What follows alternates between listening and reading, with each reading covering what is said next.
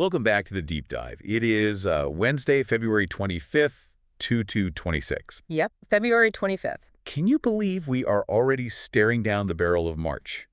Honestly, time just flies when the media landscape is shifting this fast under our feet. It really does.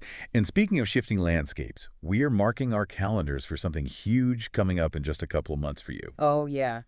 We are talking about the massive Netflix is a Joke Festival hitting Los Angeles in May. But before we even get there, we have a premiere date to talk about. April 20th, 2026. Exactly. April 20th. That is the day Kevin Hart drops his new show, Funny AF. Right, which has been a long time coming. I mean, previously it was just known as the Untitled Kevin Hart Competition Series, but now we actually have a name, we have a date, and we have a format. And that format is exactly what we are unpacking today. Because on the surface, you might look at this and think it's just another talent show. Yeah, lights, camera, make me laugh. Right. But when we dug into the stack of sources for this deep dive, wow, there is an absolute war brewing here. There really is. It is a collision of two worlds that frankly don't play nice together at all. On one side, you have stand-up comedy. It's raw, it's spontaneous, and it relies on this incredibly precise timing that is measured in milliseconds. And on the other side, You have the massive industrial machine of reality television. the industrialization of laughter. Yes. That is the title of the main analytical paper we are looking at today. And I gotta say, it sounds incredibly ominous. It does sound ominous, but it's an incredibly accurate description of what's happening. We are looking at whether the art form of stand-up can actually survive being processed through the reality TV grinder. The mission for us today is to figure out if what you're seeing on screen is ever actually real. Exactly. We're going to look at the mechanics of how these shows are actually made, the dark history of comedy competitions. Specifically, the scandals of Last Comic Standing. Right, specifically that. And we'll get into the technical bag of tricks that editors use to manipulate what you, the viewer, actually see. And we are going to talk about whether what we see on screen come April is going to be real or just a carefully constructed narrative. That's the big question. So just to lay out what we're working with, we have this paper, The Industrialization of Laughter. We also have a massive stack of Reddit discussions from the Kill Tony community. Which gives us that really crucial grassroots perspective from the fans. Definitely. Then we have some deep historical data on Last Comic Standing. And finally, a very technical breakdown of something called manipulative editing tropes. Which is absolutely terrifying, by the way. It really is. And here's the aha moment we want to tease right at the top for you. You might look at Funny AF and think, oh, cool, a fresh new Netflix show. Right. But when you actually look at the credits, it shares the exact same DNA and the exact same producers as a show from the early 2000s that was famous for rigging results. Rigging results and making completely innocent comedians look like villains.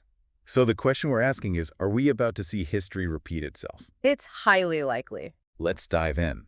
Section 1. The new behemoth, Funny AF with Kevin Hart. What do we actually know about this beast? So, as you mentioned, it premieres April 20th. It's an 8-episode arc. But the rollout strategy here is what's really fascinating. It is a hybrid model. Meaning it's not all in the can already. Precisely. The first batch of episodes, so the auditions, the challenges, the inevitable house drama, that is all taped and edited beforehand. Okay. But the semifinals and the finale, those are going to be broadcast live during the Netflix, is a joke festival on May 4th and 5th. That is a massive twist. Because usually with these reality competition shows, by the time you sit on your couch to watch the finale, the winner was chosen 6 months ago. Yeah, they've been sitting on a couch trying not to spoil it for their grandma. Exactly. So this live finale puts the power back in the room, theoretically at least. But let's look at the premise. The sources describe it as this unvarnished look at the comedy grind. Right. They claim they aren't just showing the shiny 5-minute set that kills. They are actively highlighting bombed sets, brutal open mics, late-night rewrites. Which, honestly, sounds great on paper. We all love a peek behind the curtain. Yeah. But this is where the source material gets super interesting about who is pulling the strings. Yes. It's a partnership between Heartbeat, which is Kevin Hart's massive media company, and a production house called Alfred Street Industries. And that name, Alfred Street Industries, should ring a massive alarm bell for anyone who studies reality TV history. For those who don't know, who are they? They are led by Dan Cutforth and Jane Lipsitz, and they are basically the titans of the reality genre. They are the original creators of Last Comic Standing. Right. They also did Project Runway and Top Chef. These are the people who quite literally invented the narrative reality blueprint. So when we say blueprint, we're talking about that specific style where it's not actually about the talent anymore, it's about the story. Exactly. It's the underdog, the villain, the redemption arc. And that is exactly where the tension lies. Because stand-up comedy isn't naturally a narrative arc, it's a skill set. You go up, you tell jokes, you get off. Right. But Cutforth and Lipsitz are absolute masters at turning a skill competition into a soap opera. So the source material suggests that because they are involved, Funny AF is likely going to lean heavily into that constructed reality style. Rather than just being a straight showcase like, say, Comic View was back in the day. It's interesting you mention Comic View because Heartbeat has been reviving that property too. It really seems like Kevin Hart is building an entire ecosystem here. Ecosystem is the perfect word for it, because this isn't just a TV show, it is a funnel. A funnel for Netflix. Yes. Netflix is engaged in what the industry calls vertical integration. Think about it. You have the show, Funny AF. The show feeds directly into the festival in May. And the festival is where the big dogs film their specials. Exactly. The sources mention Nate Bargatze is filming a special at the festival this year. Jerry Seinfeld is performing. Ali Wong is there. So if you are a contestant on Funny AF, the stakes are just astronomical. This isn't just about winning a cash prize. It is literally an audition for the Netflix roster. You are trying to get into the exclusive club with Seinfeld and Chappelle and Gillis. You are trying to become a Netflix asset. Right. And that pressure must be insane for these young comics. But let's go back to that blueprint connection. Because if we want to understand what Funny AF might actually look like, we really have to look at its ancestor. Which brings us to Section 2, the legacy of Last Comic Standing. Last Comic Standing, or LCS. It ran for 9 seasons on NBC. It is the historical standard for this specific subgenre. And to be completely fair to it, it did launch major careers. Oh, absolutely it did. Eliza Schlesinger won Season 6. Josh Blue won Season 4. You have John Reap, Felipe Esparza. These are legitimate touring headliners today. They are. But for every single success story, there is a mountain of controversy regarding how the show was actually run behind the scenes. Yeah, the sources highlight a massive scandal from Season 2 that really exposes of a, quote, reality behind reality TV. This is the Drew Carey story. Yes, tell us about the Drew Carey situation. So back in Season 2, the celebrity judges were Drew Carey and Brett Butler. Now, these are actual seasoned comedians. They know funny when they see it. Right. So they sat through all the grueling auditions and they voted for the finalists. But when the producers finally announced who was making it to the house, meaning the finalists who would actually be on the televised show, Drew Carey's top picks weren't even there. Wait, so the expert judges voted, but their votes literally didn't count. Essentially, yes. Carey and Butler walked out. They were absolutely furious. Carey actually went on the record calling the entire process crooked and dishonest. Crooked and dishonest. That is strong language from a guy like Drew Carey. Because what happened was a panel of producers, not comedians, but TV executives, were secretly picking the finalists behind closed doors. Because they weren't looking for the best jokes. Nope. They were looking for the best reality TV archetypes. They need the villain. They need the hot mess. They need the naive country boy. Exactly, and that creates this fundamental conflict of interest. The source material points out that often the executive producers on these shows had actual management deals with the talent they were filming. Oh, wow. Yeah, there was a guy named Barry Katz, a legendary comedy manager who was an EP on the show. He was actively managing contestants while they were competing on the show he was producing. That sounds completely ethically murky. It creates a situation where the show acts as a packaging tool for a comedy tour rather than a fair, merit-based competition. And the format just evolved, or really devolved over time, to reflect that level of control. Like, remember the house dynamic? Oh yeah, the early seasons. They made all the comics live together in a mansion, Big Brother style. Which is a terrible environment for comedians. The worst. Comedians are naturally lone wolves. You stick them in a house with no TV, no internet, and endless alcohol. Of course they are going to fight. Right. It creates amazing drama for the cameras, but it has literally nothing to do with being funny on a stage. And then there was the massive voting shift later on. Right. The democracy aspect. For the first 7 seasons, the audience at home voted. Pure democracy. But by season 8, they completely shifted it, so only the judges decided who moved on. And the network's argument was that the public couldn't be trusted to pick the best comic. Or maybe the public just kept picking the people the producers didn't actually want to win. Which is the exact cynicism the industrialization of laughter paper points to. So, bringing it all back to Funny AF today, we have the exact same producers who invented this manipulated casting model. The ultimate question is, with Kevin Hart at the helm this time, will it actually be different? Or are we going to see the same casting masquerading as a competition? It's a huge question, Yeah. and it leads us directly into the mechanics of exactly how they manipulate things. Because even if the casting is somehow fair, the editing room is where the real story is written. Let's get into Section 3, the dark art of reality editing. This is where we get into the deeply technical nitty-gritty, and honestly, if you are a huge fan of reality TV, this part might ruin the magic for you forever. I am fully ready to have my illusions shattered. Let's talk about the Predator. The Predator, producer-editor. This role is the backbone of the entire reality economy.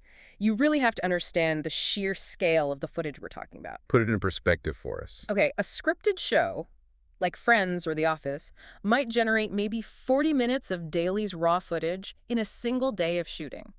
A reality show like Funny AF generates between 120 and 450 hours of footage for a single episode. 450 hours of footage for 1 hour of television. Correct. So the editor cannot possibly watch everything and just, let the truth shine through. It's mathematically impossible. They have to discard nuance entirely. They have to actively construct a coherent story out of pure chaos. And the source material highlights a really fundamental conflict here. Right. Comedy relies heavily on timing.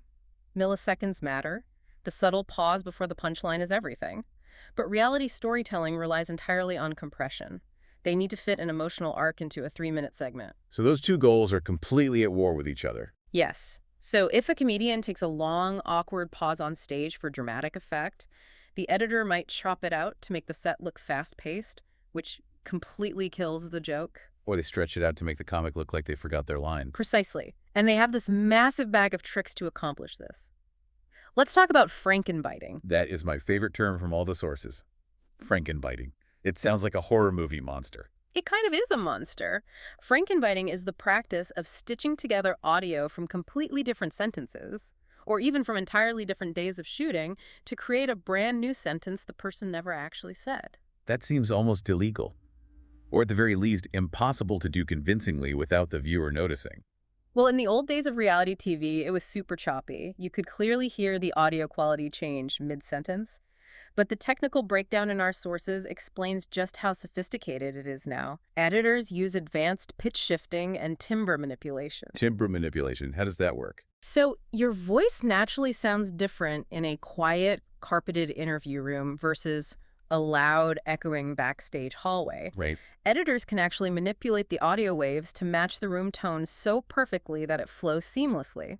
They take a word you said calmly during an interview, blend it with a word you yelled backstage, pitch shift it so the emotion sounds consistent, and suddenly you are screaming a sentence you never uttered. And visually, how do they hide the cut on screen so you don't see the mouth jumping around? They use what's called single-frame dissolves, or much more commonly, they rely on the reaction shot, the cutaway. The cutaway. This is the classic, I say something shocking, and the camera immediately cuts to you looking absolutely horrified. Exactly. But the source material points out that that specific reaction shot might be from hours later. It might literally be from lunch. Wow. They catch a judge rolling their eyes because their coffee is cold, and they simply splice that eye roll right after a comedian tells a joke. And suddenly the narrative the viewer gets is, that joke bombed horribly. Even if the room actually laughed in real life. That is terrifying. Yeah. It is literally rewriting history. And it gets even worse when you look at sound design, what the paper calls the guffaw effect. Right, the laugh tracks. They have massive, high-quality libraries of laugh tracks.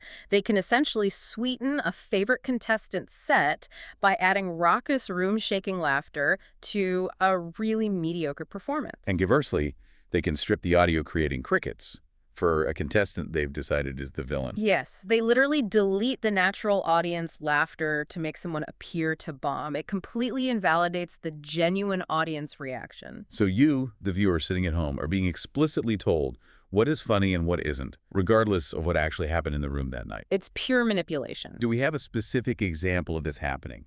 Like a smoking gun from the sources? We do. We have the case study of Ben Kronberg from Last Comic Standing Season 8. This incident is legendary in the stand-up comedy community. Tell us what happened with Ben. So Ben Kronberg is an alt comic. He has a very specific, deliberate style. He uses long, intentional notebook pause. Okay. It was an artistic choice designed to create tension in the room before the punchline. So it's a known part of his act. Right. But the show's producers decided Ben was going to be the arrogant, unprepared guy for that episode's narrative. So they edited that specific pause, not as a clever stylistic choice, but as him floundering and dying on stage. Wow. They cut straight to Roseanne Barr, who was a judge that season, looking absolutely furious at the silence. And this led to a massive confrontation, right? It led to Roseanne explicitly telling him on national television to go F himself. Unbelievable. And the edit entirely supported Roseanne's reaction. It painted Kronberg as a complete failure who was disrespecting the craft and wasting everyone's time. They weaponized his own artistic choice against him just to create a viral TV moment? Exactly. The source paper notes that this effectively ruined that specific bit for him going forward because the national perception was now that he sucked, not that he was doing a carefully crafted character. That is the ultimate danger here. You hand over your deeply personal art to a predator who only cares about ratings and drama, not your nuance. And this brings us right into section 4, the antithesis. Because while Netflix is busy building this highly produced, polished machine, there is a whole other world of comedy that is just exploding right now. The raw comedy movement. Yes, the raw comedy movement. We are talking about the Kill Tony phenomenon. Kill Tony, recorded live every week at the Comedy Mothership in Austin, Texas, hosted by Tony Hinchcliffe and Brian Redban. This show is basically the polar opposite of Last Comic Standing, isn't it? It is completely the opposite. It is live streamed, it is entirely unedited, it is pure chaos. Explain the format for those who haven't seen it. The premise is bucket pulls. Amateur comics put their names in a literal bucket, names are drawn randomly, and you get exactly 60 seconds on stage. If you bomb hard. If you kill. But there is absolutely no editor in a booth saving you with a laugh track or burying you with cutaways. It's just you and the microphone. The Reddit threads we analyzed from the Kill Tony community are fascinating on this point. The fans are obsessed with the purity of the format. They actually call it the Wild West of comedy. And they love to highlight the white whale guests. The Kill Tony community is constantly discussing and debating who hasn't been on the panel yet. And looking at that list highlights a massive cultural divide in comedy right now. It really does. Who are the names that keep coming up in these threads? Well, there are the absolute legends, Louis C.K., Bill Burr. Although the Reddit thread specifically notes that Bill Burr might not ever come back because he really doesn't like roasting new comics. Yeah, he thinks it's mean. Right, that's very much his ethos. I'm not going to sit here and make fun of a kid trying his absolute best for 60 seconds. Exactly. Then there are the dream guests they talk about. The thread mentions the idea of a holographic Robin Williams, which is wild. Or Dave Chappelle. But notably completely absent from the Kill Tony dream guest universe, Jerry Seinfeld. That makes sense. Seinfeld is firmly entrenched in the Netflix camp. Yeah. He's headlining their festival. He is the ultimate establishment comic. And that perfectly illustrates the rich-poor divide that the industrialization of laughter paper talks about. Right. You have the massive podcasters, Rogan, Segura, Hinchcliffe, who frequently mock the polished, out-of-touch Hollywood production style. They place all the value on the hang, the raw, unfiltered conversation. And Funny AF is actively trying to bridge this exact gap. They are marketing themselves by claiming to be unvarnished. But can a massive Netflix show ever truly be raw? That's the core question. I mean, you have millions of dollars on the line. You have massive legal departments. You have brand safety guidelines to worry about. Exactly. Kill Tony can get away with murder metaphorically because it's just a live stream on YouTube and they don't answer to a network executive in a suit telling them what they can't say. Precisely. And this leads us to section 5, the comedian's dilemma. Right. If you are a young, hungry comic in 2026, which of these paths do you choose? It's the ultimate game of risk versus reward. Why would you ever go on a highly produced show like Funny AF if you know for a fact that editing might completely ruin your reputation? If you know they might pull a Ben Kronberg on you and destroy your best material. Because the payoff is just massive. Exposure. Yes, global exposure. Yeah. You move from being a club feature making a few $100 a weekend to a national headliner selling out huge theaters. You get that official Netflix credit next to your name. That is pure currency in the industry. But the risk is the villain edit. You could end up being portrayed to millions of people as arrogant or painfully unfunny or difficult to work with. And that sticks to you. The internet never, ever forgets. But comedians are fighting back in a new way now. The sources mentioned social media as a form of self-defense. Right. Modern comics are essentially their own editors now. They take their own live sets, they chop them up for TikTok or Instagram Reels, they add their own captions. But notice the crucial difference in the motivation there. When a comic edits their own clip for TikTok, they are editing to enhance the joke. Yes. They tighten the timing. Yeah. They make absolutely sure the punchline hits as hard as possible. When a reality TV producer edits a clip, they are editing to enhance the drama. Those are often completely opposite goals. A comic wants you to laugh. A producer wants you to gasp. Exactly. So we have this really interesting landscape right now where comics are becoming self-editors, desperately trying to control their own narrative online. But the second you sign that massive release form for Funny AF, you legally hand all of that control directly over to Alfred Street Industries. It's essentially a deal with the devil, or at least a deal with the algorithm. So let's wrap this all up. We are looking at a major cultural moment coming up in April and May. We have the Wild West of Kill Tony growing exponentially down in Austin. And we have the massive industrial complex of Funny AF launching globally on Netflix. It really feels like a battle for the very soul of stand-up comedy. But, and here's the one silver lining the sources point to, the hybrid model of Funny AF might actually be its saving grace. The live finale. Right, because on May 5th, at the Netflix is a Joke Festival, the finale is completely live. No editors in a booth, no Frankenbiting audio together, no fake laugh tracks pasted over bad jokes. Just a comedian, a microphone, and a massive live audience. That is the ultimate, undeniable test. It effectively prevents the producers from deciding the final winner in post-production. They can manipulate the entire journey to get you to the finale, but they can't manipulate the finale itself. That is genuinely exciting. It puts the power right back into the room where it belongs. It does, but we still have to get through 8 fully edited episodes of reality television before we reach that point. So here is our final thought for you, the listener. We all love to laugh. We all love settling in for a great comedy special. But when you tune in to Funny AF on April 20th, really pay attention. Ask yourself, did that joke actually land in the room? Or did a predator just drag and drop a laugh track from a massive audio library? And watch their mouths. Yes, watch for the Frankenbiting. If you hear a highly controversial line, but the camera is suddenly on a reaction shot of a judge, or looking at the back of someone's head, Or if the audio quality shifts just slightly in the middle of a sentence. they probably never actually said it. We often just laugh at what we are told to laugh at. Try to listen for what is actually real. Stay critical out there. Thanks for diving deep with us. We will catch you on the next one.